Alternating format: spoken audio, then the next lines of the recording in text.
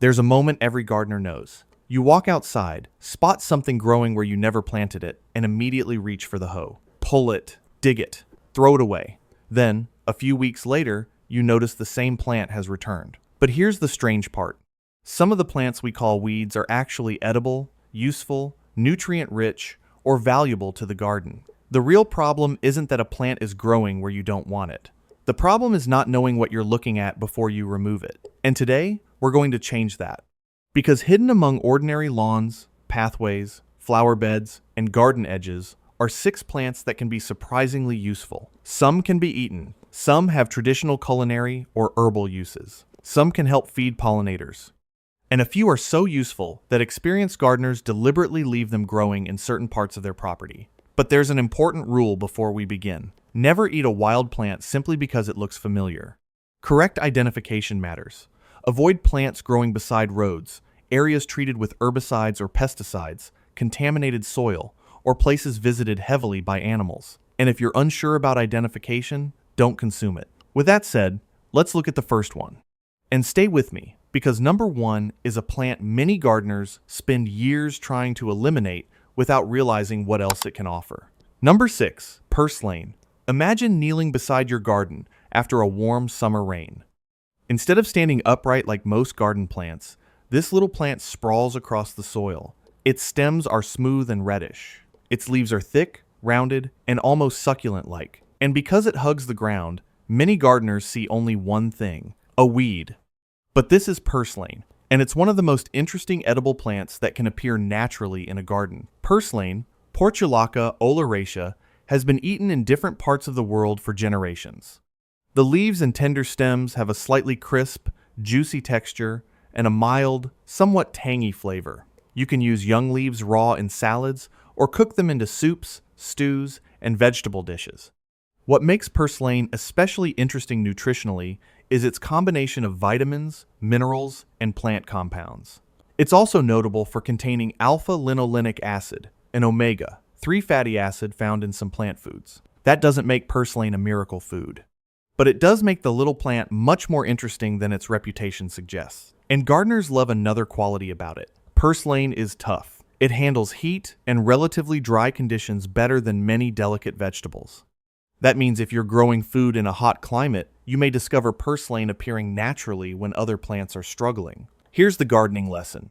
If you decide to keep it, don't allow it to take over your vegetable beds. Purslane can spread rapidly from seed, and pieces of the plant can sometimes root when conditions are favorable. Instead, harvest young portions regularly and control where it grows. Depending on climate, Purslane can behave as an annual or persist in warm regions. The takeaway? Sometimes the plant surviving your garden isn't the problem. It may be the plant teaching you what your garden can tolerate. Now we're getting somewhere. The first plant wasn't a fancy crop from a seed catalog. It was something that may already be growing beneath your feet. And that's exactly why this list matters. But the next weed has a completely different personality. It can tower above other plants, produce tiny flowers, and create an enormous amount of greenery. And unlike Purslane, many people recognize its name immediately, but few stop to consider its traditional uses. Number 5, stinging nettle. You don't need to touch this plant to understand why gardeners don't like it. The stems rise upright, the leaves are jagged and deep green, and tiny hollow hairs cover parts of the plant. Brush against them, and you'll quickly understand where the name comes from. This is stinging nettle. But here's where things become fascinating. Nettle has been used traditionally as a food and herb in many regions for centuries. Young nettle leaves can be cooked like greens, added to soups, or used in other dishes. And cooking is important because raw stinging nettle can sting the skin and shouldn't be handled casually. Proper identification and preparation matter. Nettle is also valued by gardeners for another reason. It can grow vigorously in rich soils and produce substantial green growth. Historically, gardeners have used nettle plants in composting and homemade plant preparations. Some gardeners make nettle-based liquid feeds by soaking plant material in water and allowing it to break down. These homemade preparations are often described as fertilizers, although nutrient concentrations vary considerably, so they shouldn't be treated like precisely formulated commercial fertilizers. And there's another hidden benefit. Nettle flowers can support certain insects, while the plant itself serves as a food source for the caterpillars of several butterfly and moth species. So the same plant that looks like a nuisance can actually have a role in a diverse garden ecosystem. But don't make the mistake of planting it directly beside your favorite vegetable bed. Nettle can spread aggressively under the right conditions. Give it a contained location, handle it with proper protection, and harvest only when you are certain you've identified it correctly. For growing conditions, nettle generally prefers fertile, moist soil and can tolerate partial shade. If you're in a USDA hardiness zone, remember that the zone is simply a number that tells you how cold your area gets in winter. A higher number generally means milder winters. The memorable lesson here is simple. A plant can be both a nuisance and a resource. The difference is knowing how to manage it. Number 4, dandelion. Now, let's talk about a plant almost every homeowner recognizes. The lawn is freshly cut. Everything looks neat. And then, seemingly overnight, bright yellow flowers appear above the grass. Dandelions. For many people, that's the beginning of a battle. But dandelions have another story. Every part of the common dandelion, Taraxacum officinale, has a long history of culinary use. The young leaves can be added to salads. The flowers have been used in various recipes, and the roots have traditionally been roasted and brewed as a caffeine-free beverage. The young leaves can have a pleasantly bitter flavor, which is why they're often combined with milder greens or used in cooked dishes.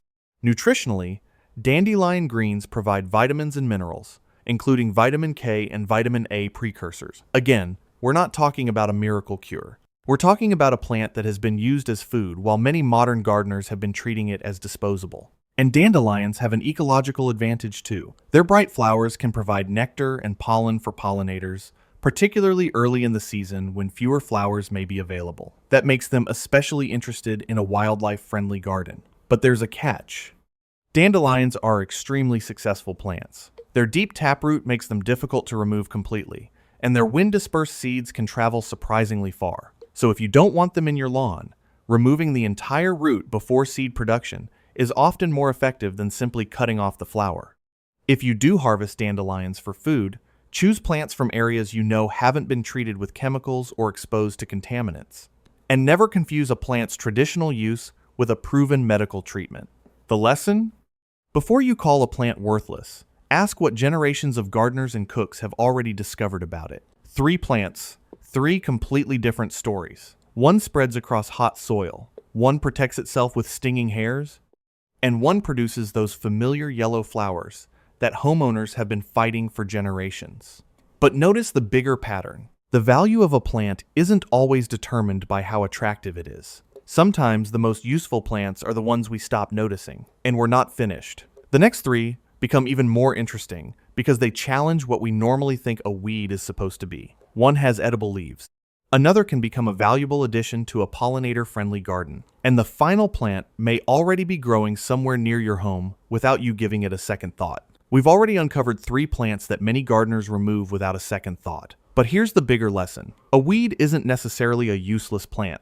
Usually, weed simply means a plant growing somewhere we don't want it. That doesn't automatically tell us whether the plant is edible, beneficial to wildlife, useful for composting, or simply something we should remove. And the final 3 are perfect examples. Number 3, chickweed. Chickweed is easy to overlook. It doesn't tower over the garden. It doesn't have dramatic flowers. Instead, you'll often find it forming a soft green carpet across cool, moist soil. The stems are delicate, the leaves are small and oval, and tiny white flowers appear above the foliage. But that modest appearance hides one important quality. It's edible. Common chickweed, Stellaria media, has been used as a leafy green in traditional cooking. The young tender portions can be eaten raw or cooked, and their mild flavor makes them easier to work with than many strongly bitter wild greens. You can add small amounts to salads, sandwiches, soups, or cooked vegetable dishes.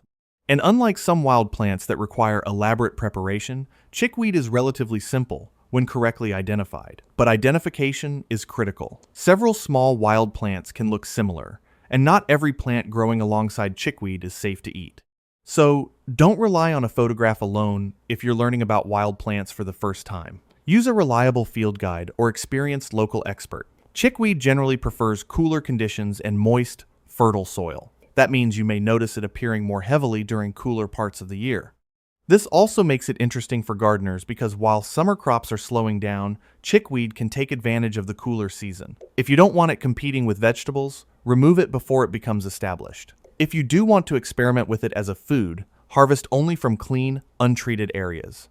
And there's another practical advantage. Chickweed grows low, so instead of competing aggressively with tall crops for sunlight, it often occupies the lower layer of the garden. That doesn't mean you should let it cover everything. It simply shows how different plants can occupy different spaces. Sometimes the smallest plant in the garden can still have a place on the dinner plate. We've now found edible plants hiding in lawns, garden beds, and cool season soil. But the next plant isn't interesting primarily because people eat it. Its real value is what it does around the garden. And once you understand that, you may stop seeing every wild plant as something that needs immediate removal. Number 2. White clover. Picture a lawn dotted with small, round, white flowers. Bees move from bloom to bloom. The leaves form 3 rounded leaflets, creating the familiar shape almost everyone recognizes. That's white clover. And although many homeowners see it as an unwanted lawn weed, it can actually play an important role in a garden ecosystem. White clover is a legume. Legumes have a special relationship with soil bacteria that allows them to capture nitrogen from the atmosphere and convert it into forms that can become available within the plant soil system. That doesn't mean simply growing clover will magically fertilize every nearby vegetable.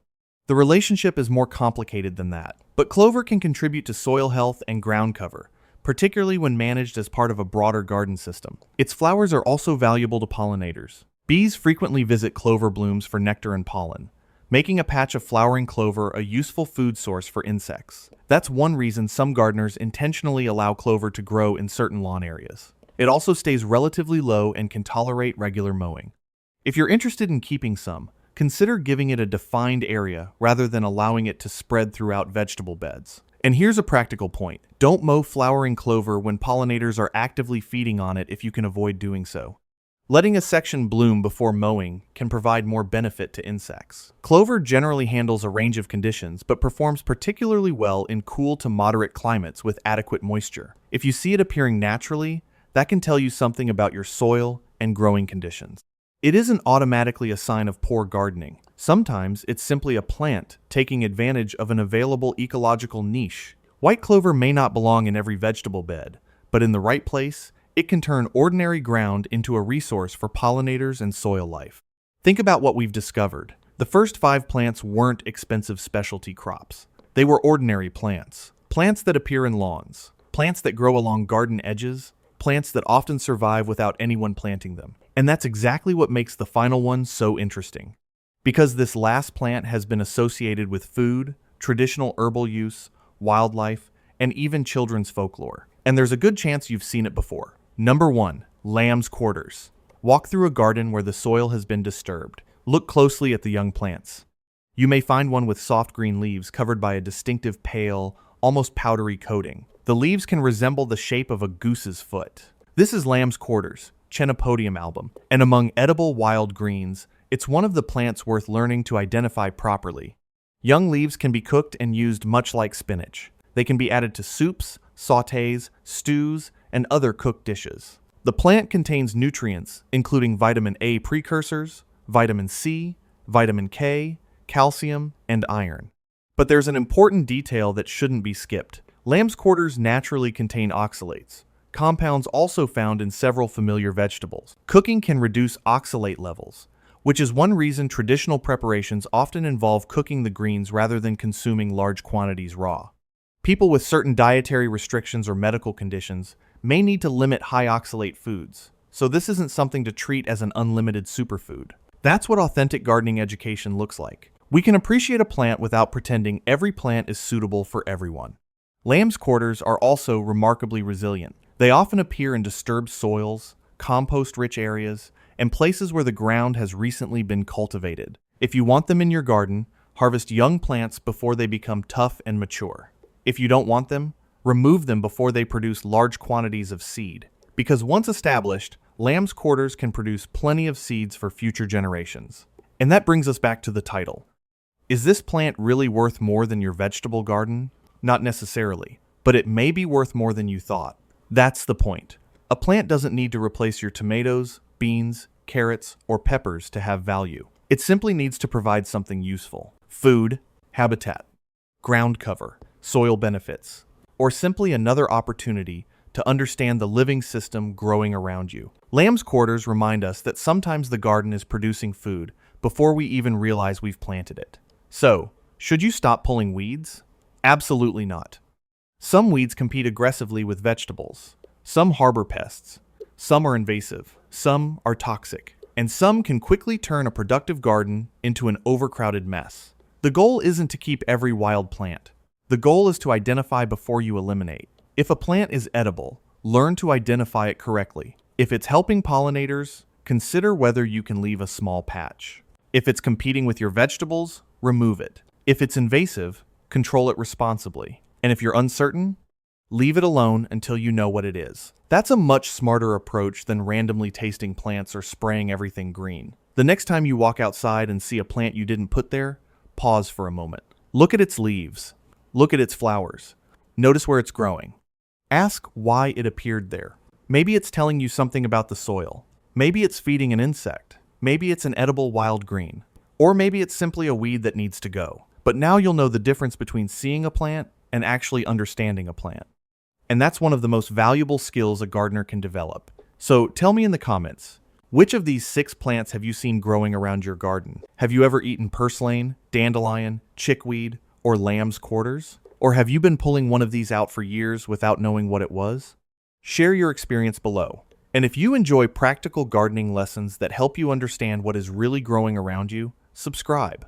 Because sometimes the most valuable thing in your garden isn't something you bought. It's something you finally learned to recognize.